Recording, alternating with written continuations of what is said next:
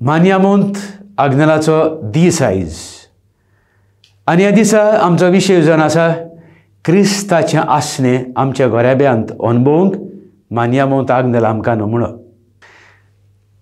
अंदूच्या वर्सा आमचो गौणीक विशय आसलो आमचें सोबें राव.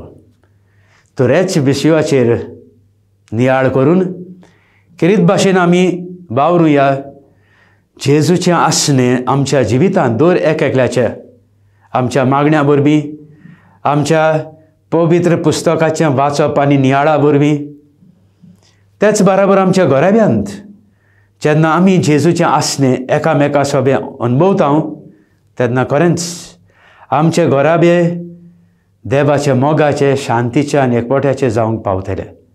पाद्र आग्नेल असल्याच गोऱ्याब्यांत जल्मलो, वाडलो आनी आपल्याच्या जिवितांत प्रवचनांत आमकां कितलेच पावटी उगडास करतालो. तुमचे गोराबे मोगाचे करात, तुमच्या गोराब्यांत देवाचें आसणें अणभवात. तर आयज ताकाच फुडें घालून आमी मागुया आमच्या दर एकल्याच्या जिवितांत, आमच्या गोऱ्याब्यांत आनी आमच्या समुदायांत जेजूचें आसणें आमी अणभवूंक आनी जिवंक आनी ह्याच जेजूचे आसण्याचो अणभव हाचे साक्षी आमी दुसऱ्यांक जावंक. Swarga, swarga, samsara.